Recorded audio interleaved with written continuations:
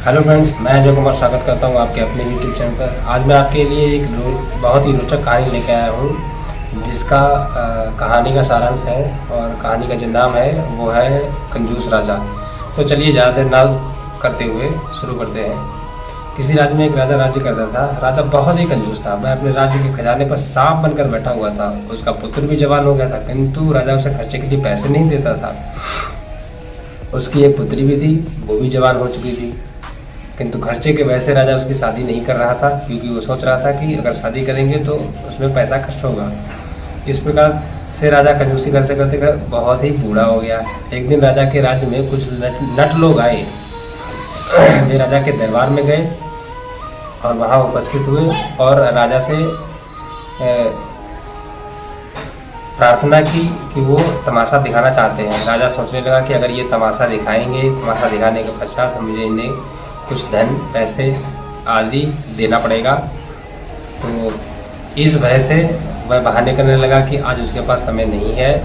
नट को इन सब की इस बात पर बहुत ही नाराज हुए। वे आकर नगर में ठहर गए। इस प्रकार कई दिन गुजर गए। नट मंडली को आर्थिक समस्या ने घेर लिया था। लाचार होकर वे एक बार फिर से राजा के पास पहुंचे।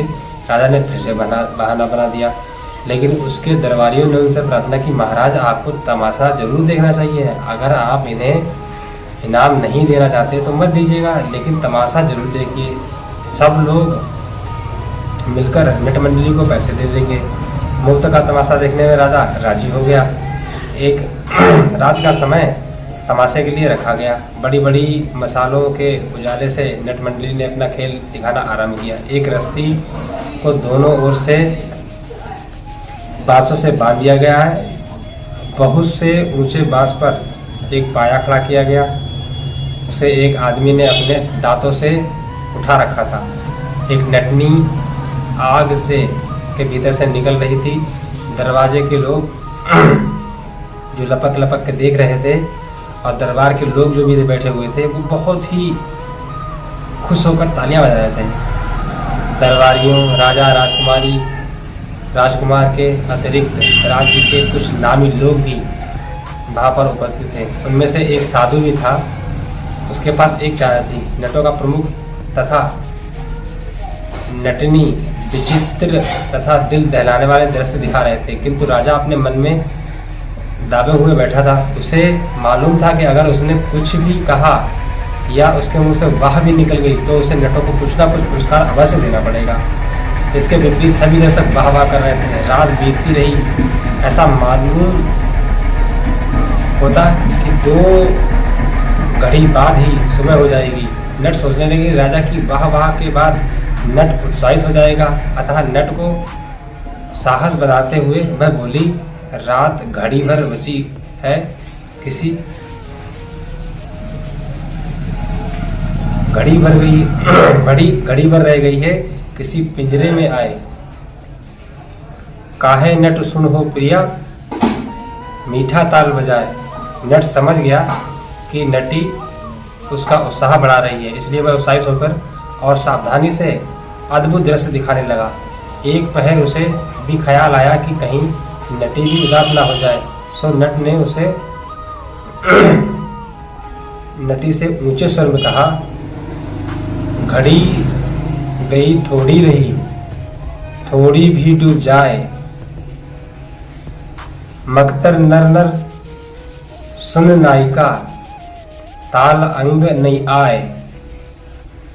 नट ने नटनी से कहा, हे नटी, रात बहुत चली गई है और अब थोड़ी ही रह गई है। ऐसी स्थिति में किसी प्रकार की ताल भंग नहीं होनी चाहिए। वहाँ उपस्थित सभी जनता वाह वाह करने लगी। लोगों ने अपनी हैसियत के अनुसार पुरस्कार दिए। उस साधु से नहीं रहा गया। उसने वाह वाह करते हुए अपनी चादर दे दी। तभी राजकुमार ने आगे बढ़कर नट को अपने गले का हीरे का हार दे दिया। राजा के हृदय पर बड़ा आघात लगा। राजकुमारी ने नट को अपने हीरे की अंगूठी उतारकर दे दी। राजा मन ही मन रो पड़ा, हाय मेरे हीरे की अंगूठी। लेकिन इसके बाद ही राजा के मन में यह प्रश्न भी उठा कि आखिर इन तीनों ने किस बात पर नट को इस प्रकार के पुरस्कार दिए। तमाशा समाप्त हो गया। राजा अपने हृदय में उठने वाले प्रश्नों को लेकर बेचैन उठा। उसने तुरंत ही राजकुमार, राजकुमारी और साधु को अपने सामने बुलाया।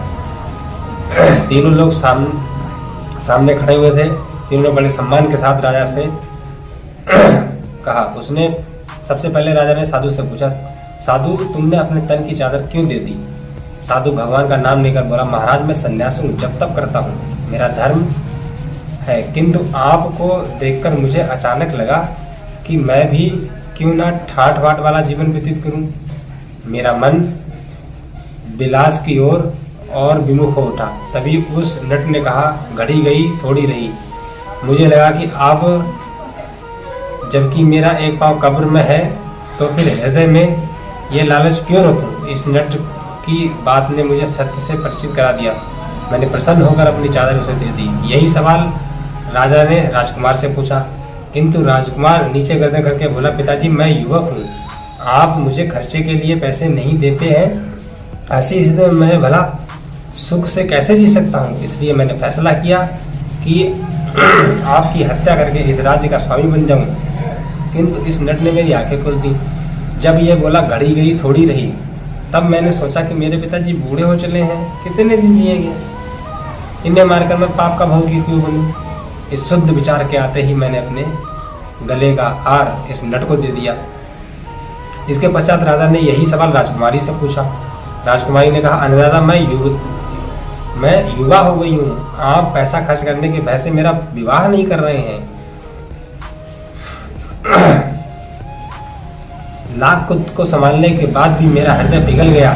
मैं मंत्री के पुत्र से प्रेम कर बैठी। मैंने सोचा कि हम भागकर विवाह कर लेंगे, किंतु नट की यह बात कि घड़ी गई थोड़ी रही ने मेरी आंखें खोल दी। मैंने सोचा कि पिताजी वृद्ध हो चुके हैं और कितना जिएंगे, ऐसी स्थिति में यह कलंक अपने साथ लेकर उनका मरना उचित नहीं। इसी कारण मैंने भागने का विचार त्याग लिया। मैंने नट को इसी कारण अपनी अंगूठी दे दी। राजा यह बातें सोचकर आश्चर्यचकित रह गया। वह बेचैनी से तड़पने लगा। उसे बार बार नट की कही पंक्ति याद आ रही थी। उसे लगने लगा कि कंजूसी के कारण उसने अच्छा काम नहीं किया। अगर नट यह बात नहीं कहता कि तो उसकी बेटी उसके मुंह पे काली खोल देती तथा उसका बेटा उसे मार डालता। तब मेरी कंजूसी मेरा क्या साथ देती?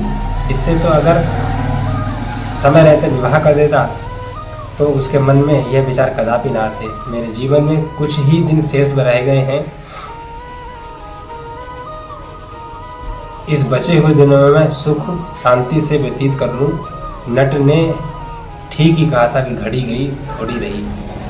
अंत में राजा ने अपनी कंजूसी का विचार त्याग दिया और तुरंत पहरेदार को बुलाकर कहा, जाओ उस नट की मंडली को हमारे सामने प्रस्तुत करो। पहरेदार राजा की आज्ञा पाकर वहां से चले गए। नट मंडली को के पास पहुंचकर उन्होंने कहा, राजा की आज्ञा है कि आप लोग अभी के अभी राजा के दरबार में प्रस्तुत हो। थोड़ी देर बाद का नट मंडली राजा के समक्ष उपस्थित हुई।